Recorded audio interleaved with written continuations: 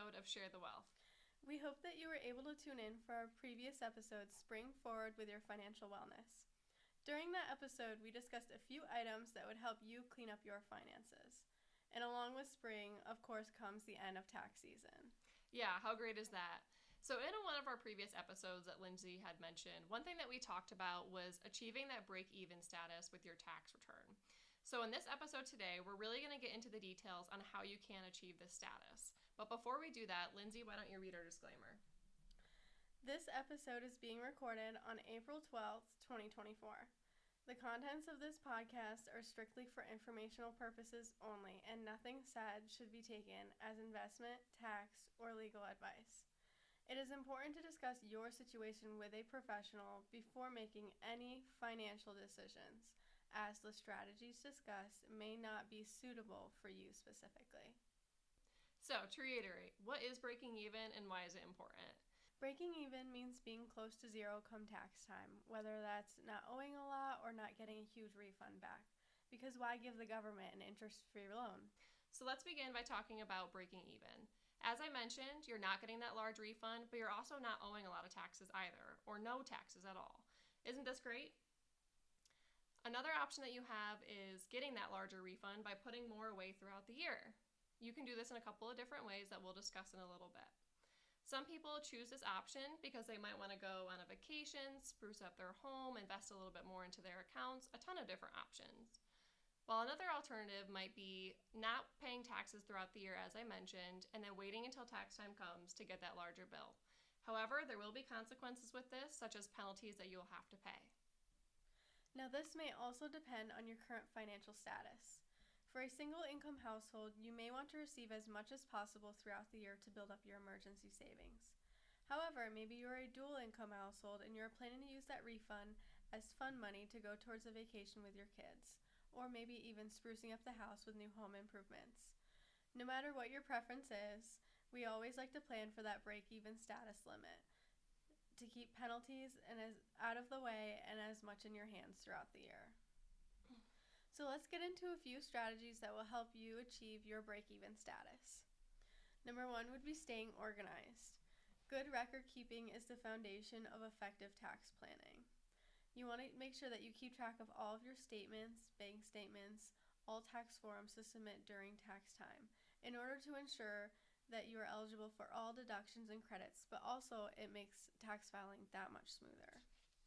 Yeah, I would definitely agree. And the second one that we have is to take a look at your withholdings. Now that we're over through tax season, it's a great time to look at your pay stubs and adjust that withholding. You can do this by consulting with your employer or a financial advisor to do a tax projection. This may be helpful if you have multiple jobs or you work in multiple states. So another strategy that you can take is actually contributing to a traditional IRA. These contributions are pre-tax, so you'll be taxed at the time that you're putting it into the account. Currently, the contribution limits are if you're under 50 years old, you can contribute $7,000 in 2024. If you're over 50 years old, there's actually a catch-up contribution of $1,000, bringing your total contribution to $8,000 for 2024. An important thing to keep in mind with your traditional IRA contributions is that there is a phase-out range for the deductions that you can take, however, not for the contribution. So you're able to make that maximum contribution that I mentioned before, but the deduction might be limited based on your modified adjusted gross income. So what exactly are those limits? So for single taxpayers that are covered by a workplace retirement plan, if you make less than $77,000, you're able to take the full deduction. If you're in between $77,000 and $87,000 for 2024, it may be adjusted based on what your income was. If you're over that $87,000, there will be no deduction. If you're married filing jointly, this is significantly more. About $123,000 is where it will begin to phase out. If you're over that $143,000, there's no deduction at all. But if you're not covered by a workplace retirement plan, the full amount is tax deductible. So you might have noticed that we haven't mentioned contributing to a Roth IRA, and the reason for that is because there is no tax deduction when you make the contributions. However, it's always a great option to contribute to that after-tax bucket of money. So there are income limitations on making the Roth contributions as well. If you're single or head of household and you have less than $146,000 in modified adjusted gross income, you're able to contribute the max. However, if you're in between that $146,000 and $161,000, your contribution might be limited. If you're over $161,000, you cannot make a contribution. If you're married filing jointly, the contribution limit is $230,000 of modified adjusted gross income. If you're less than that, you're able to make the full contribution. If you're between the $230,000 and $240,000, you might have a little bit of a limitation. If you're over that $240,000, you're not able to make the contribution. However, Lyndsey's going to get into another alternative that you could take. If you do find yourself close to that phase-out range, it's good to consult with your financial advisor to see when it is appropriate to make those contributions. For example, if you are close to the phase-out range, especially with your Roth, it's good to wait until tax time to know what your maximum limits you can contribute. From there, you can establish what's called a backdoor Roth. And for those with higher incomes who exceed the phase-out limits, you can convert your traditional IRA to a Roth IRA. However, you will owe taxes on the funds that remain in the transfer. Another strategy that you can take is by making QCDs, which is a qualified charitable distribution.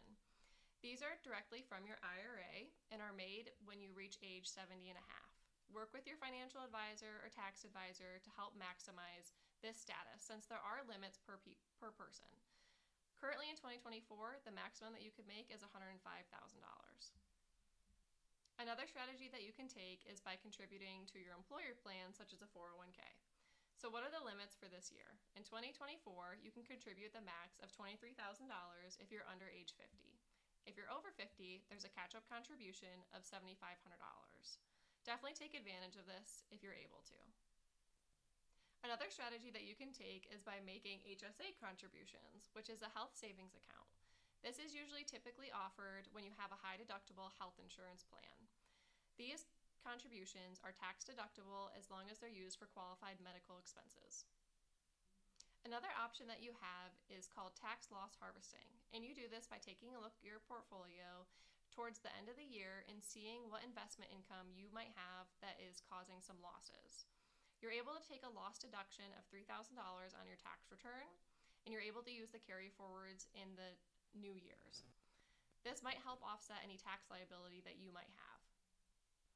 And remember to make some of your estimated payments throughout the year if necessary, if you're looking to avoid any further penalties. For example, if you're self-employed and you have no federal or state withholding throughout the year, you're going to owe during tax time, so making those estimates are a good thing to have. As well as if you're recently retired and coming off from having withholding from your W-2, it's good to make those estimated payments, as you may be having income in other places, such as investment income and other types of income throughout the year. And our final tip is in regards to education savings. If you're planning to save for your children or your grandchildren's education, this is a great way to do so and also get a tax deduction. Now, the deduction is for any benefit that you might receive from your state, and these vary depending on which state you're in, so make sure you look up what the deductions are. These contributions must be made by the end of the year in order to receive the deduction. Now that you have these strategies to reach your break-even status that we mentioned, begin working with your financial advisor or tax advisor throughout the year to reach this financial goal. We hope you enjoyed this episode and stay tuned for more. And as always, don't forget, share the wealth.